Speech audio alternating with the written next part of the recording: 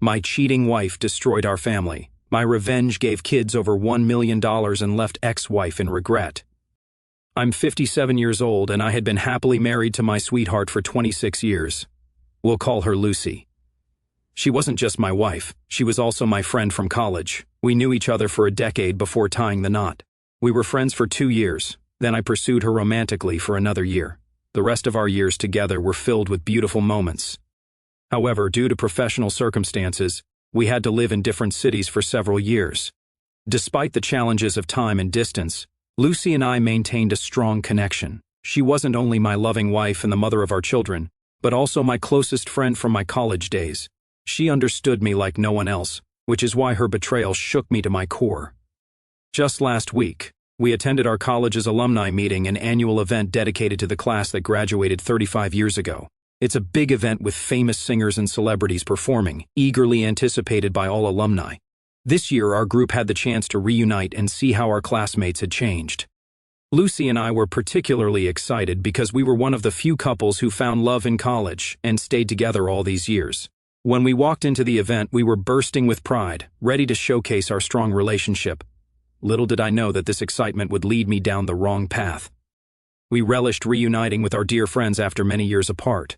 The atmosphere was lively and filled with laughter. We were savoring what felt like the height of happiness, but our joy was interrupted by the arrival of a familiar face. Let's call him Rick, a classmate who had always deeply admired Lucy during her college years. Lucy attracted the attention of many with her intelligence and charm, and I wasn't the only one taken with her.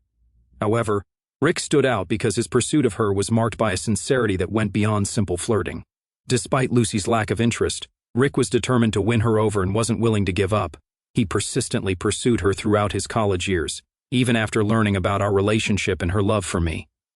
I remained a confident partner, paying no heed to his advances because I knew our bond was strong. Rick and everyone else were well aware that Lucy was exceptional, but he continued to pursue her anyway. I distinctly remember the moment when Rick found out that Lucy had chosen to marry me.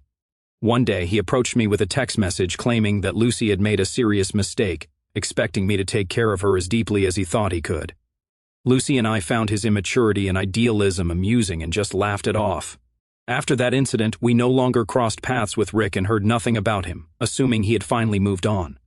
After all, 35 years had passed since college, and we had been married for 26 years. But to our surprise, on the day of the reunion, Rick approached us again, fixated on the chapter of his life connected to Lucy. When he warmly embraced each of us, we reciprocated, but Lucy preferred a more reserved approach and chose to shake hands as Rick's gaze unsettled her.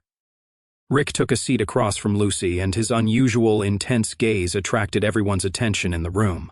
Unable to bear the tension, I asked if he had brought his family to the reunion, hoping to change the subject. To my surprise, he told me that at 40 he had been briefly married but was currently single. Rick admitted that his marriage had ended in divorce, and I expressed my sympathy. Unexpectedly, there was a bitter tone in his response. "Well, you should be sorry. After all, you stole my love." This ridiculous statement was accompanied by hysterical laughter. In my younger days, such provocations might have led to a physical confrontation. But now, as we approach 60, such trivial matters don't hold much weight.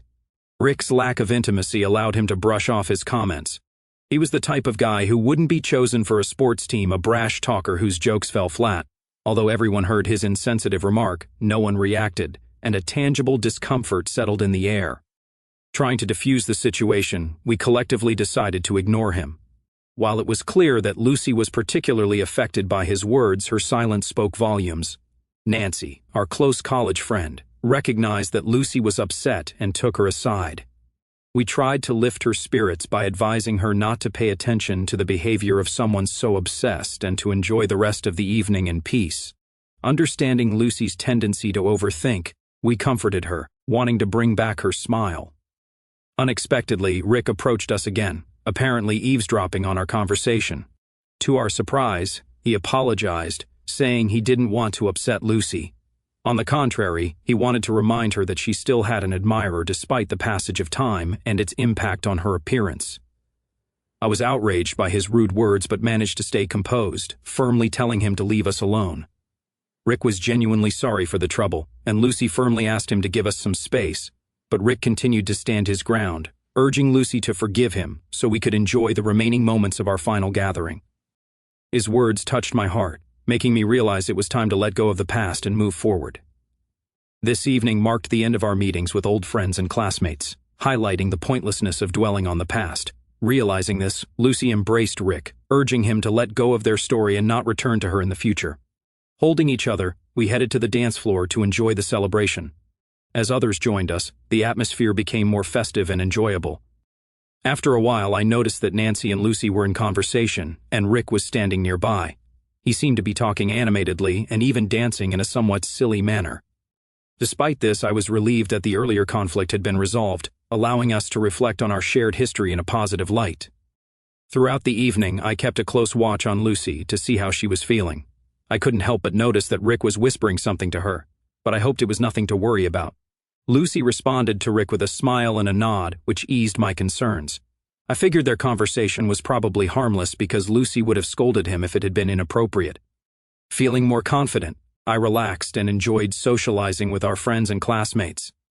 However, after about an hour, I realized that Lucy and Nancy were missing. At first, I didn't pay much attention because we were all catching up individually, but as time passed and they didn't return, I started to get worried. I actively began looking for them, growing increasingly concerned. I tried calling them, but they didn't answer, likely due to the loud music at the event. After waiting for about 30 minutes, Lucy finally showed up. But something seemed off. While her appearance remained the same, her behavior had inexplicably changed. She appeared like a completely different person, notably quiet and reserved, and she kept urging me to leave the event. Nancy joined us, but for the rest of the evening they didn't exchange a word, maintaining an awkward silence. Seeing that Lucy and Nancy avoided eye contact, I couldn't help but think they had a disagreement. I kept trying to get Lucy to explain why she seemed upset and wanted to leave early, but she stayed silent. Despite my desire to stay until the end of the party, Lucy's insistence on leaving forced us to cut the evening short. During the long journey home, Lucy stayed silent, and I grew increasingly concerned about her well-being. I asked her repeatedly about her condition, but she just said she was tired and needed rest. I was anxious because Lucy, who is usually full of energy, seemed upset for no apparent reason. Not knowing the cause of her distress, I was very worried. Hoping to understand what was going on, I mustered the courage to ask if Nancy was involved. But Lucy curtly replied with a no without offering any further explanation. Realizing that she needed privacy, I decided to give her space and went about my business once we got home. While many of our former classmates happily shared photos and chatted on social media about the reunion, I couldn't shake a feeling of sadness, knowing that this might be our last reunion. Lucy quietly got into bed and closed her eyes, as if she wanted to give the impression that she was already asleep. Exhausted, I finally got into bed around 2 a.m. and immediately fell asleep.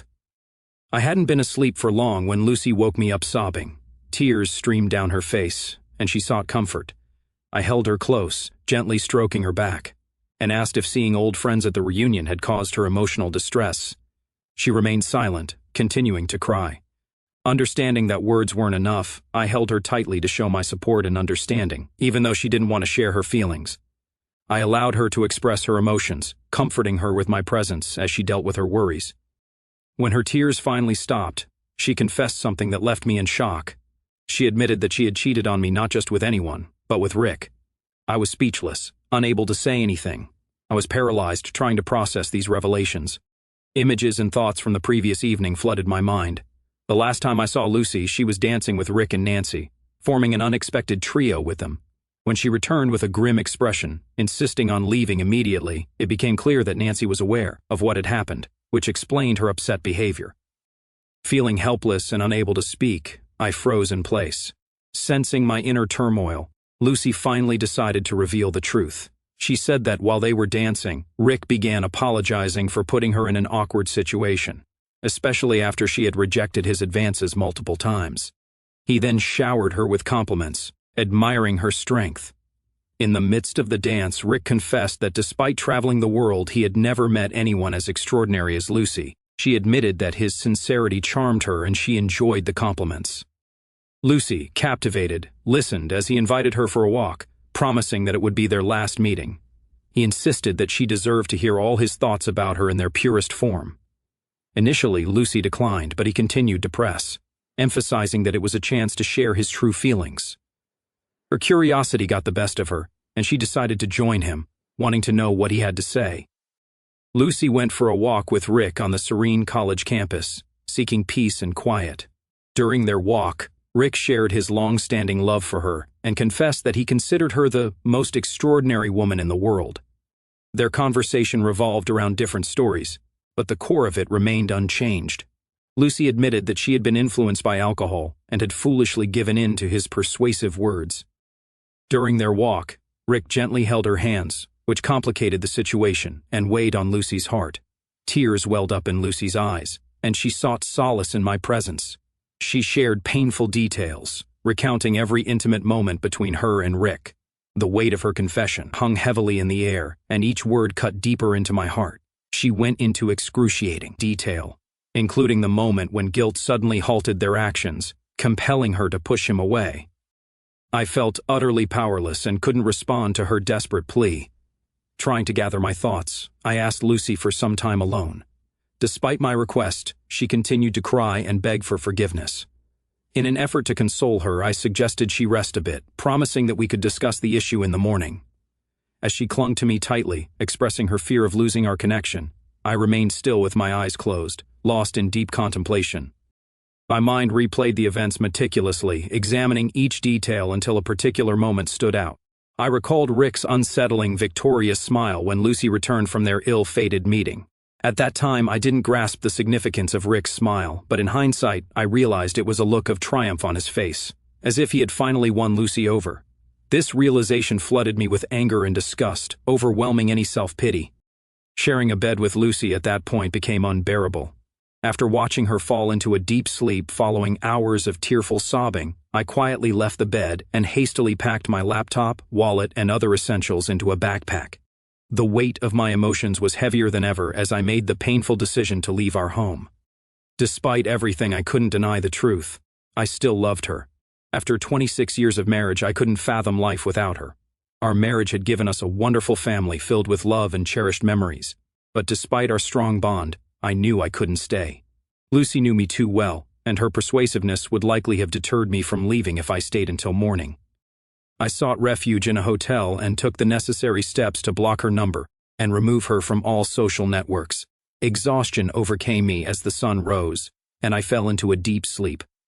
By 8 o'clock in the morning, my phone rang incessantly with calls from our children, who had no knowledge of the events between their parents. Lucy and I have 2 children, a 24-year-old son and a 21-year-old daughter, both currently attending college on the same campus. Reflecting on that fateful night, I now understand that my impulsive decision to leave Lucy had to be carefully planned. Pretending everything was normal after her betrayal was impossible. She was my best friend and the core of my soulmate. Trying to act or deceive her would be futile since she knew me better than anyone else. The idea of Lucy's betrayal had never crossed my mind, so I hadn't prepared a plan for how to handle such a situation. When the children began calling me, I was caught off guard, not knowing how to respond to the truth that shattered our family. Realizing I needed to speak to at least one of my children before taking further action, I turned to my son, who typically approaches situations more calmly and maturely. With a heavy heart, I informed him that his mother had cheated on me the previous night with someone from her past, an old admirer, or maybe even a stalker. I explained that I needed time to sort things out and get my bearings. This revelation shocked him to the core. The idea that his own mother could act this way was incomprehensible. This made the situation even more painful. Our family had been known for its strength and love, and we had always been proud of our close bond. Our children, relatives, and friends admired our relationship. Now all of that had been shattered due to Lucy's actions. My son couldn't come to terms with the fact that his mother was capable of such behavior and kept insisting that there must be some misunderstanding between us. Desperate for answers, he kept pressing me for details, trying to understand how and why her betrayal had occurred. Recognizing the emotional toll this was taking on my son, I understood that providing a detailed chronological account would only intensify his pain and possibly hinder his ability to move on. With a heavy heart, I acknowledged the gravity of the situation and expressed my sincere hope that it was all an elaborate joke. Sadly, I had to tell him that his mother had indeed confessed to her infidelity. Although he was 24 years old and had experienced heartbreak before, this betrayal hit him hard. Seeking understanding and trust, I asked him to promise to keep this information confidential until I was ready to share it with others. To defuse the situation and avoid further questions and concerns, I informed my daughter that I would be away on a business trip for a while due to work-related stress. As a result, the calls from our children stopped. The situation was as follows. While my daughter believed I had left for work, my son and Lucy knew we were separated. In the following days, I dove into online research, seeking top lawyers and solutions to our situation. During this time, I stumbled upon a subreddit where men shared their experiences dealing with issues similar to mine. As I delved into these online discussions, I found stories of people planning revenge on their unfaithful partners. Though I understood their anger, I couldn't fathom seeking revenge on Lucy. Deep down, my love for her remained unchanged. To deny that would be dishonest. But despite this love, I knew we could never be together again. Trust had been shattered beyond repair, and reconciliation seemed impossible. It was painful, but our paths had irreversibly diverged. As I contemplated how to handle this challenging situation, I wasn't sure if I could overcome it. There were numerous matters demanding my attention: work, the well-being of our children, property issues, and more. Tomorrow, I have a crucial meeting with a lawyer who will guide me through the legal aspects. Lucy and I are both management consultants, but in our early 40s, we left our stable jobs. Lucy pursued her passion for writing, while I became a business consultant, primarily working with startups. As a self-employed consultant, I don't have a fixed workplace. This has led me to consider the possibility of Lucy showing up at my workplace. After careful thought, I realized that given my working situation, it might not be easy for Lucy to locate me. Although I occasionally work from home, I also visit clients' offices. Working with multiple clients simultaneously makes it challenging to maintain complete anonymity. Nonetheless, Lucy hasn't managed to track me down. Approaching our 60s made us contemplate retirement. We put a lot of effort into planning our future, including saving to buy a beachfront home in the countryside. We aimed to make this purchase next year and had already identified potential properties that matched our desire for a peaceful retirement. Fortunately, we hadn't finalized the purchase of the beach house, and we were still negotiating with property owners. In hindsight, I'm incredibly thankful for this. If we had already bought the property, the situation would have been much more complicated. Just the thought is daunting. Meanwhile, Lucy has been persistent in trying to contact me. Since I decided to keep my distance, I consulted with a lawyer who advised me to inform our adult children about our separation. He also raised questions about property division, leading me to initially consider splitting it equally between Lucy and me. But upon reflection, I realized I needed to rethink my stance. Instead of seeking revenge by denying Lucy her share of our property, I decided to do the opposite. I believe she deserved her rightful half, as she had contributed as much as I had. However, I acknowledged that she also deserved the separation she had brought upon herself. Having known Lucy for so long, I understood she'd be willing to give up her part of the property to reconcile and save our family. While the divorce papers were being prepared, I arranged a meeting with our children. I asked my son to discreetly bring my daughter to a restaurant without revealing my presence. To my surprise, my daughter's reaction was intense. When she saw me, she bombarded me with questions, including whether I had cheated on her mother after disappearing from her life. Seeing her in such distress, my heart sank, but I knew I had to stay calm for the sake of the children and the upcoming revelations. Gradually, I managed to reassure her that I hadn't been involved with anyone else. Then, with caution, I began revealing the truth in pieces. It was clear that my son already knew some of it, but my daughter was hearing the full story for the first time. Neither of them was prepared for what I had to say. My daughter's world crumbled when she learned her mother had cheated on me for the past 15 days since I left our home. She had been staying with Lucy. Overwhelmed with emotion, she embraced me tightly and tearfully asked for forgiveness for any ill feelings she had harbored against me. In a vulnerable moment, my children pleaded with me to consider giving our marriage another chance, but I remained firm in my decision to file for divorce. It was incredibly hard to see them cry, but they understood the depth of my pain and the importance of looking out for their own well-being during this tough time. My children made a sincere commitment to stand by my side. I assured them that the decision to separate was made by me and their mother alone and wouldn't affect our love and support for them. My daughter expressed concern for Lucy's well-being, explaining that she was struggling with eating and sleeping. She mentioned that Lucy had gone from crying spells to restlessness and had been calling me continuously, deeply saddened by my absence and searching for me in my client offices. but every client informed her that I hadn't shown up at their offices for the past 2 weeks. Sensing her mother's anxiety, my daughter bravely asked Lucy if something had happened between us that she needed to know about.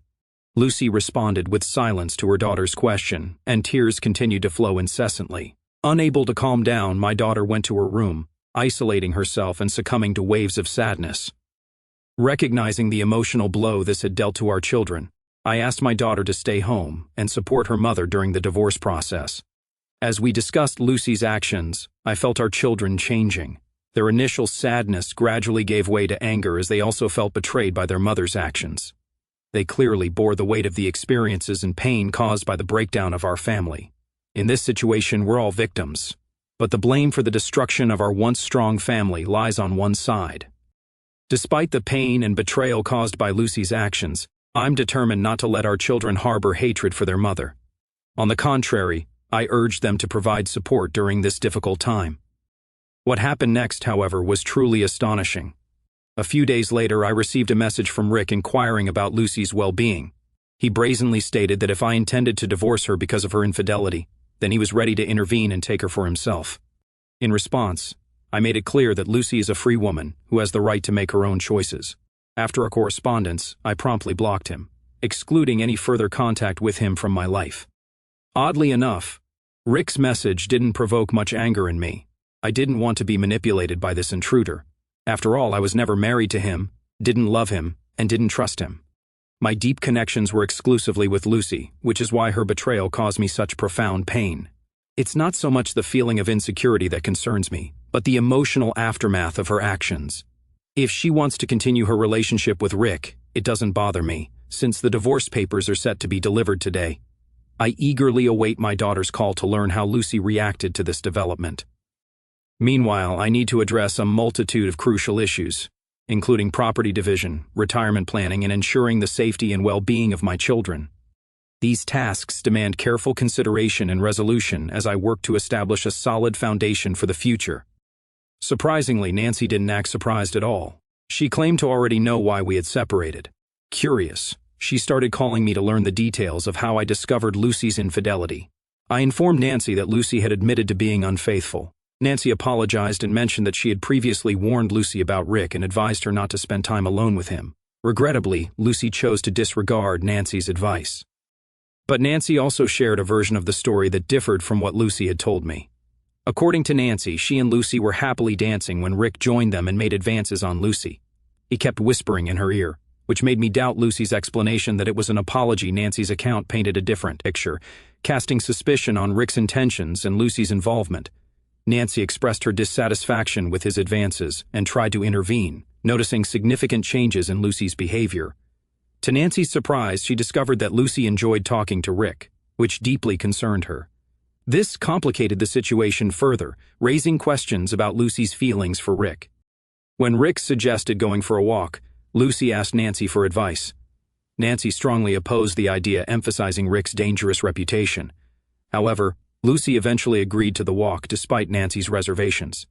Nancy was engrossed in conversation with friends and didn't immediately notice Lucy's absence. Gradually, she realized this and became worried. She searched for Lucy and found her with Rick in an unexpected place, the college pool locker room. This contradicted Lucy's claim that they were on the lawn.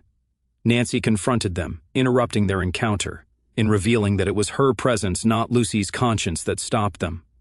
Despite the painful betrayal, I couldn't help but feel proud of Lucy for admitting her mistakes to me. Knowing the truth brought some comfort, but the betrayal still weighed on my heart.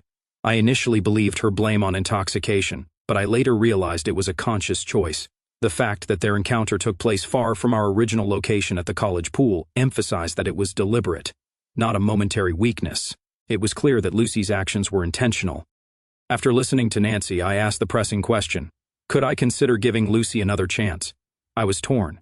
Lucy had confessed, but Nancy's revelation of the differing versions added complexity. Lucy's deception left me in emotional shock. Meanwhile, my children shared concerning news about Lucy's deteriorating mental state. She fell into deep depression and was on the brink of self-harm. Learning of her condition, I turned to Nancy for support and advice. I explained the previous phone conversation to Nancy where Lucy told me a different story. I asked Nancy to visit Lucy and have an honest conversation. It was evident that Lucy held a painful secret. I urged Nancy to inform Lucy that I now knew the whole truth and had decided not to forgive or rebuild our relationship. I suspected that Lucy was intentionally harming herself, so her well-being became my top concern. Lucy hoped for reconciliation, but Nancy visited as I requested and updated me. Lucy was on the path to recovery from her emotional struggles, and she had signed the divorce papers, which brought some relief. In light of recent events, I found motivation to wrap up my work commitments. Instead of settling down as planned, I felt compelled to choose a different path. I decided to embark on a solo journey, seeking new experiences and freeing myself from obligations. The prospect of escaping the restrictions of a permanent residence brought me joy and promised an improved mental state. I acknowledge that I may not be handling the situation perfectly, but I'm doing my best in these unpredictable times. I can only hope for the best in overcoming this challenging period. A year has gone by, and I want to update you on some developments. During this time, it felt like time passed slowly for me. After leaving our house, I stayed in a hotel for a few months and then rented an apartment while our divorce proceeded as planned. I continued to work, but I switched to clients that allowed me to work from home full-time. This change offered more flexibility and helped me adapt to my new life.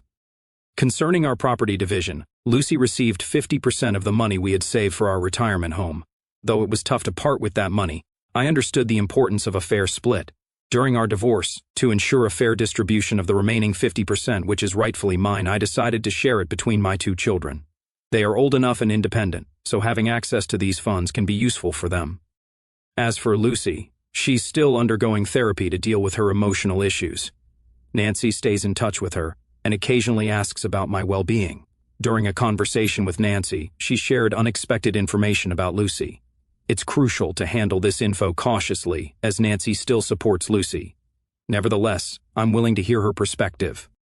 It turns out that despite what I thought, there are reasons to be skeptical about how well I know Lucy. I held Lucy in high regard, considering her strong and determined, but it appears that loneliness may have influenced her decisions. According to what I learned, Lucy began communicating with Rick, and he reciprocated her feelings. Their relationship appeared to be flourishing until he found out about our impending divorce. Once Rick learned about the divorce, his behavior took an unexpected turn. He distanced himself from Lucy, leaving her confused and heartbroken. Despite her efforts to remind him of his previous expressions of love, he claimed his intentions were only for a casual encounter. He admitted he didn't want a long-term emotional relationship or marriage due to her strong-willed nature. This revelation left Lucy feeling betrayed and shattered her image of Rick's intentions. Their relationship seemed built on fleeting desires and empty promises rather than genuine affection and commitment. It's difficult to fathom that Lucy begged Rick for a relationship, especially given his reputation for insincerity. Rick's true intentions were exposed when he revealed his desire for only a physical relationship, disregarding Lucy's need for emotional support. He also mentioned having a roommate with whom he was content. All his apparent love and admiration turned out to be a facade, which left Lucy feeling deceived and insulted. In a cruel final statement, Rick arrogantly claimed to have achieved his goals, even boasting about outsmarting Lucy. This revelation deeply unsettled Lucy, making her realize she had fallen for his lies and manipulations. A couple of weeks ago, I received an update on Lucy. My daughter had been living with her to provide companionship and support during her battle with depression since I left our home. However, after a year, my daughter reached her limit. Lucy's behavioral changes had become unbearable. Once emotionally strong, Lucy had transformed into a person filled with self-doubt and a constant need for attention. She had become unpredictable and unstable, displaying hysterical tendencies that strained others. Despite my daughter's best efforts, living with Lucy had become impossible. This was a stark contrast to the Lucy we once knew, highlighting the devastating impact of her actions and emotional experiences on her well-being. Lucy's mental state deteriorated, leading to delirium and confusion. She had turned into a controlling and possessive mother, frequently bombarding my children with phone calls if they didn't answer immediately. Whenever my daughter tried to address Lucy's stubborn behavior, Lucy became distressed and expressed her fear of losing them.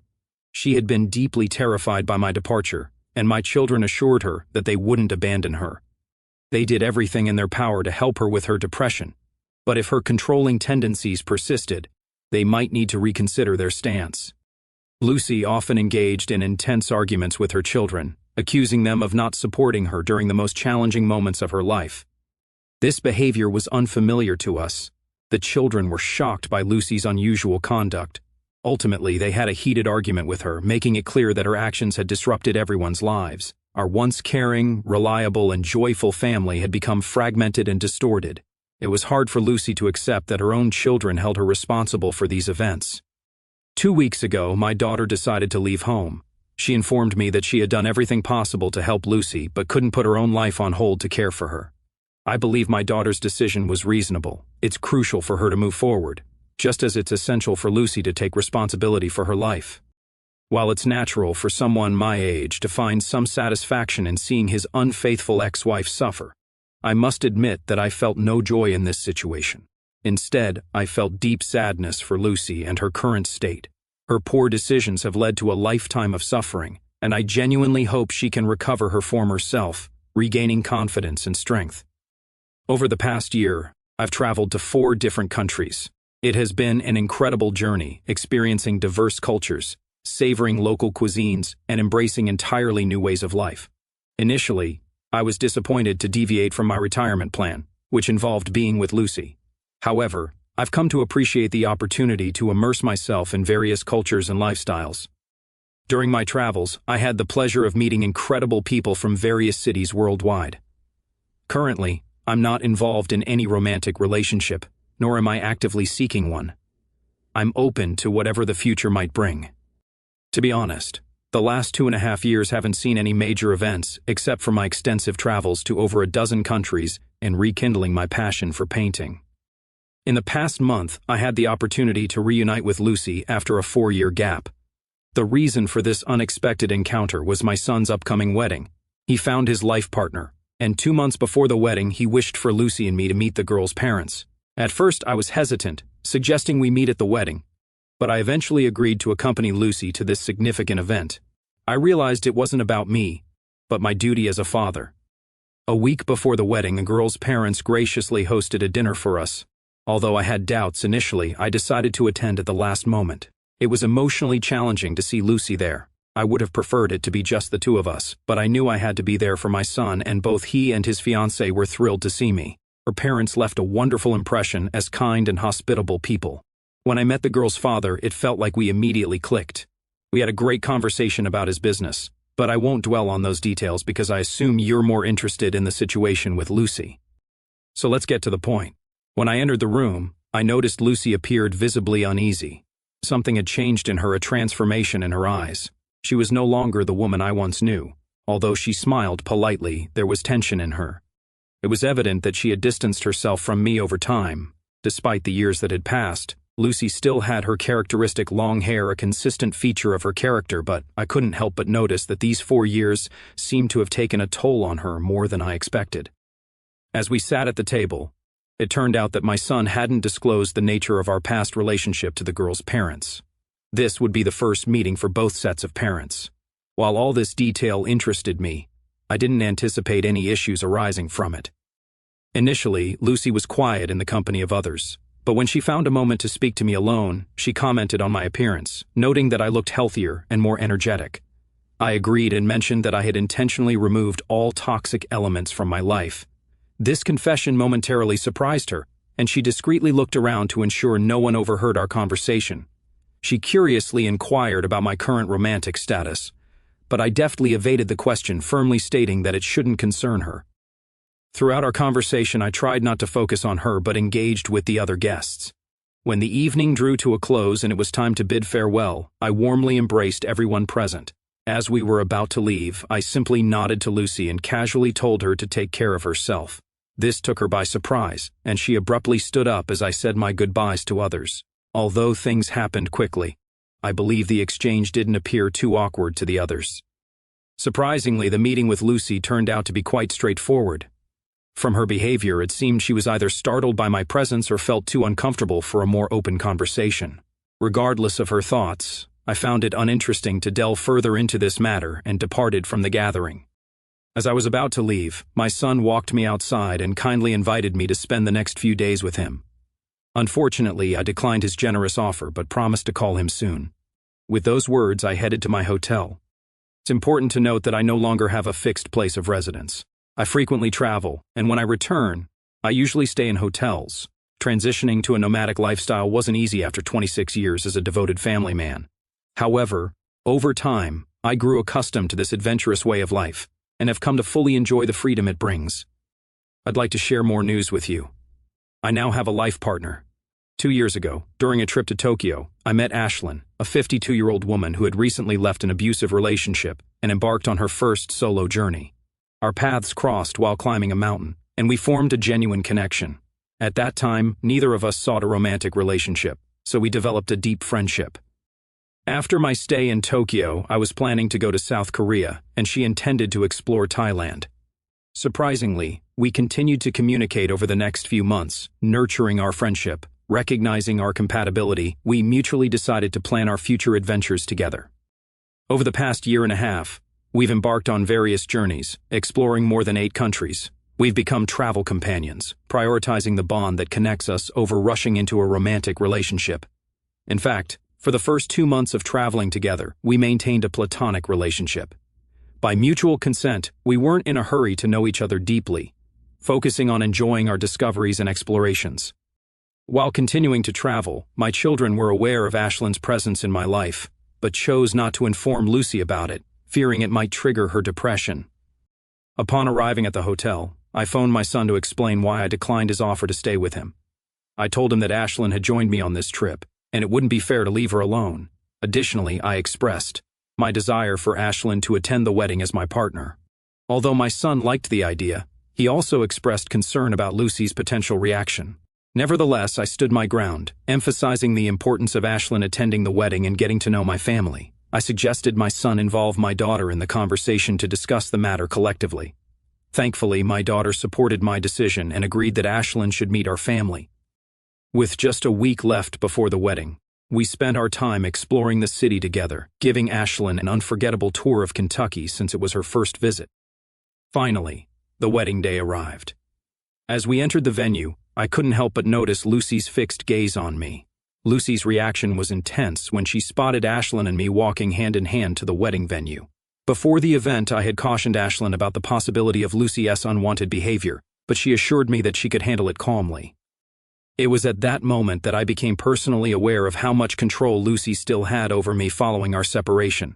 Lucy rushed toward us, swiftly grabbing my wrist, attempting to pull me aside. I firmly stated I didn't want to engage in a personal conversation with her. Lucy posed direct questions, inquiring if Ashlyn was my girlfriend and if I intended to marry her. I firmly replied that it was none of her business. With growing attention from other guests who noticed Lucy's tears and anger, I asked her to leave us alone. The wedding was about to begin, and her actions were disturbing the joyful atmosphere. My daughter tried to mediate and calm her mother, but Lucy stubbornly resisted. We implored her, stressing that her actions were spoiling the wedding for everyone. Lucy raised her voice, displaying her indifference to the situation. In response, my typically soft-spoken daughter intervened and became resolute. Not only did she maintain her composure, but she continued to give Lucy a stern and memorable lesson. I was taken aback by our daughter's unexpected outburst. With strong yet controlled anger, she conveyed a harsh truth that had been buried too long. She reminded Lucy that they were supposed to enter the wedding hall together as a family. Instead, Lucy's involvement with someone else was seen as an act of betrayal. My daughter presented Lucy with 2 options: accept the situation and move on, or my daughter would ensure her removal from the wedding before it started. The gravity of her words left no room for negotiation or further disruption. As a father, I initially stepped in to protect my daughter. However, I soon realized her resilience and strength, even in the face of her own mother's actions.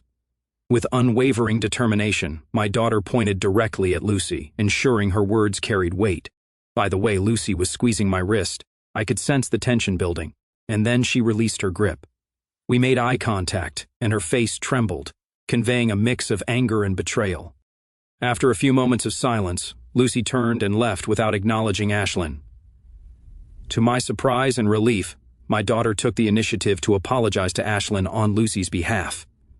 Ashlyn warmly embraced both of us, and I expressed my pride in my daughter's strength and resilience, referring to her as my soul soldier. She was visibly emotional when I used that term. Lucy had caused suffering to those around her, but she'd always expected sympathy and care from certain friends. Over the years, due to circumstances, my children didn't have a family home for special occasions, and I acknowledged my role in this outcome. Throughout the remainder of the wedding, Lucy grew increasingly irritated by our children's support for me. She distanced herself, often standing alone in corners or sitting by herself, appearing more distant than a groom's mother should be at such an event. She even chose not to participate in the family photo, further highlighting her sense of isolation. A few days ago, Nancy gave me a call. She mentioned that Lucy was upset that I was moving on with my life while she remained lonely. In response, I told Nancy that my children and I had reached a point where we couldn't bear Lucy's constant dramas any longer. I explained that Lucy was on her own path, and she was free to live as she pleased. My primary goal now is to enjoy the remaining years of my life in peace. I'm considering the idea of being closer to my children and taking responsibility for their family gatherings. Even though they are grown, I believe it would provide them with a comfortable and stable environment where they can come together when needed. The recent wedding may realize that a new phase of life is approaching where I may become a grandparent. I don't feel the need to inform Lucy about this, and I'm content with that decision. Nancy also informed me that Lucy is in a bad condition, behaving inappropriately and experiencing panic attacks. I asked Nancy to stay with Lucy, offer her support, and promise to reach out to my daughter to help. Since my daughter was away, Nancy couldn't stay with Lucy for an extended period, and she was left alone in the house in such a terrible state. Before the next day arrived, my children and I received devastating news. In a state of mental breakdown, Lucy ran onto the road and was struck by a motorcyclist who couldn't react in time to avoid the collision. Lucy, the love of my life and the mother of my children, passed away instantly. It's really difficult for me to talk about it. Her body was terribly injured, resembling a disassembled doll. While I might blame myself for insisting on bringing my new partner to my son's wedding, we couldn't have continued to endure Lucy's manipulations for the rest of our lives. It all began with her betrayal, and no one is at fault for the path she chose. I still wake up some nights reaching for her side of the bed, even after all these years. The moment I heard she was gone, really gone, not just living in another city or another life, something inside me broke open in a way I hadn't allowed before. Not when I packed my bag that first night, not when I signed the papers, not even when our daughter stood between us at the wedding and chose, without hesitation, to protect her father and the peace we were finally building. I thought I had processed the grief years ago. I thought the anger had burned itself out, leaving only the clean ash of indifference. But standing in that hospital corridor, looking at what was left of the woman I had loved since we were 22, I understood that I'd only been holding my breath for 4 years. The exhale came all at once, and it tasted like salt and copper and the cheap wine we drank at our first college formal. I keep replaying the last time I saw her alive. She was clutching my wrist so hard I felt the bones grind, eyes wild with something between fury and desperation. I told myself it was manipulation, the same old pattern. I told myself I was finally free of it. I didn't see the terror underneath. I didn't see that she was drowning and still trying to pull me under with her, because the alternative, being alone in the water, was worse. I was so proud of my boundaries, so proud of my new life, that I mistook a cry for help as another attack.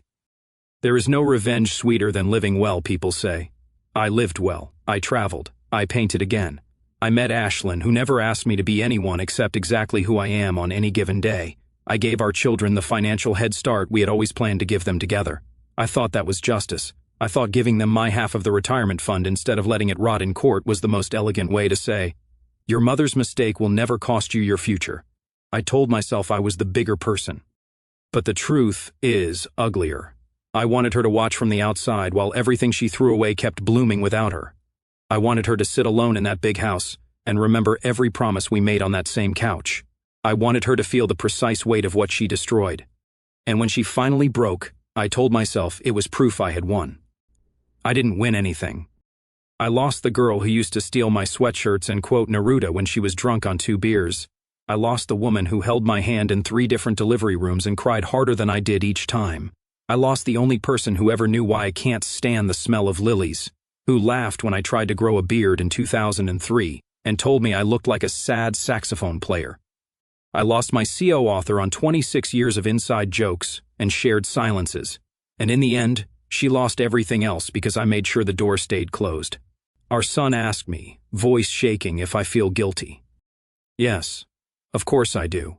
But guilt and regret are different animals. I regret that I stopped seeing her as a person and started seeing her only as the crime she committed. I regret that my dignity required her humiliation. I regret that the last words I ever said to her in private were "this is none of your business" when she asked if I was happy. I regret that I brought Ashlyn to the wedding knowing it would wound her, because some wounded part of me needed proof that I could still wound her back.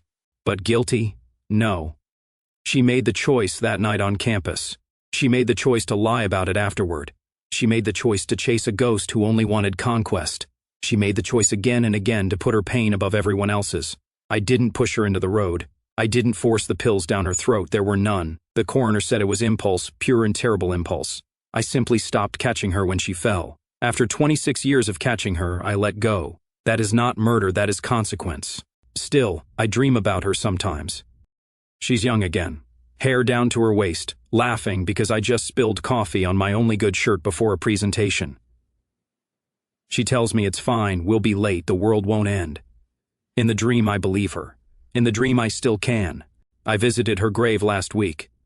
I brought no flowers. She hated being apologized to with cliches. I just sat on the grass and told her about Kyoto in autumn, about the way Ashlyn laughs with her whole body, about our first grandchild who has her eyes. Our son sent the ultrasound last month. I told her the children are healing slowly in the way broken bones heal stronger in the broken places. I told her I forgive her. I think I almost mean it. Then I told her I forgive myself. That part was harder. That part still is. I don't know what happens next. Maybe nothing dramatic. Maybe just more mornings where the sun comes up and I don't hate myself quite as much as the day before. Maybe one day I'll